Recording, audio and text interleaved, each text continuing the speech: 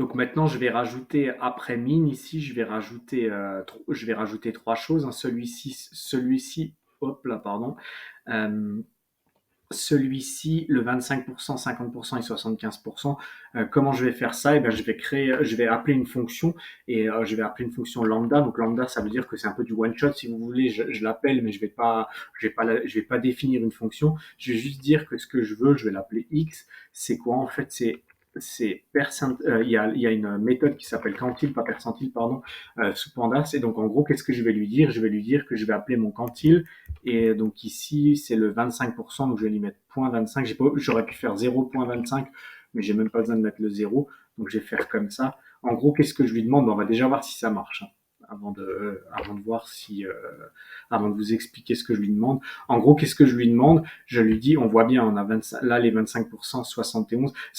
J'ai la même chose ici, sauf le nom est différent, hein. Pourquoi? Parce qu'il a repris le nom ici. En gros, qu'est-ce que je fais? Lambda, ça permet c'est un mot-clé. De toute façon, il est vert en gras, donc dans mon JPR Notebook, ça veut bien dire que c'est un mot-clé sous Python. En gros, qu'est-ce que je lui dis? Eh ben, je lui dis, tu prends mes valeurs et tu vas les agréger avec la méthode quantile et tu vas me prendre le quantile à 25%. C'est ça que j'ai fait. Donc maintenant, j'ai juste besoin de faire un copier-coller ici de ça. Si c'est pas clair, l'histoire des lambda, il n'y a pas de souci parce que je vais revenir dessus, hein. J'ai chaque fois à aller assez vite dessus parce que je vais faire des vidéos spécifiques sur les lambda.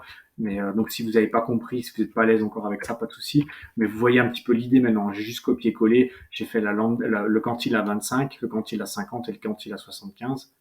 Je vais relancer et donc j'ai à peu près le même comportement que Describe, hein. Les valeurs maintenant j'ai exactement les mêmes, c'est juste le nom ici qui est encore différent de ma série. Et ben en fait ce que je vais faire c'est que je vais prendre tout simplement ça ici, je vais faire un copier-coller, vous allez voir ce que je vais faire ici, je vais remplacer ça, je vais l'appeler exactement comme il était dans Describe. Donc dans Describe il s'appelait 25%, ici il s'appelle 50%.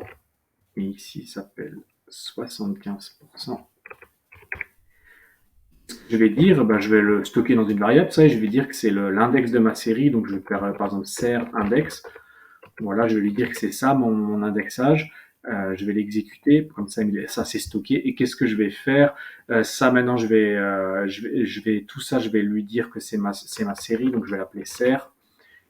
Voilà, et je vais l'exécuter. Donc, ma ser, elle est ici maintenant.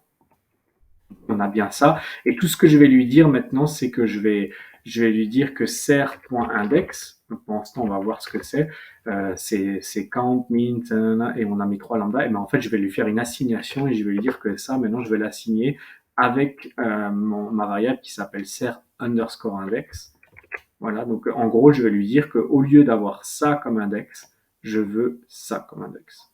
Donc je lui fais ça, je l'exécute, et maintenant je vais réappeler ma série et je vais enlever tout ça parce que ça n'a plus d'intérêt. Voilà. Et donc là, j'ai pris mon DFO zone, j'ai sélectionné la colonne max O3V, je lui ai fait un describe et vous voyez qu'en fait, en manipulant avec la méthode d'agrégation, j'ai réussi à avoir exactement le même comportement que describe. Donc c'était pas, il n'y avait pas tellement, on va dire, d'intérêt data science de faire ça. C'était plus pour vous montrer comment on peut manipuler Pandas, notamment voilà, pour modifier des valeurs, appeler des méthodes et modifier l'indexage. Voilà un petit peu l'idée. Donc la méthode, le plus important à retenir, c'est qu'il y a une méthode qui s'appelle ag. À l'intérieur, vous pouvez lui mettre mais en général ça va être plusieurs, une liste d'indicateurs d'agrégation. Et forcément, si vous appelez Axe, c'est que vous allez généralement appeler des indicateurs d'agrégation qui ne sont pas dans Describe, parce que sinon vous pourrez appeler Describe tout simplement. Voilà, je pense que vous avez compris l'idée. Je reviendrai un petit peu sur l'agrégation, mais je pense que vous comprenez l'idée à l'agrégation. La seule chose qu'il y a à retenir dans la définition, c'est que un indicateur d'agrégation, ça résume par un seul élément unique un nombre X de valeurs. Donc ça peut être un data frame, ça peut être une colonne d'un data frame, mais en tout cas dans une colonne d'un data frame, vous avez plein d'éléments et vous allez résumer avec un seul élément unique. Voilà, donc ça c'est un peu ça l'idée.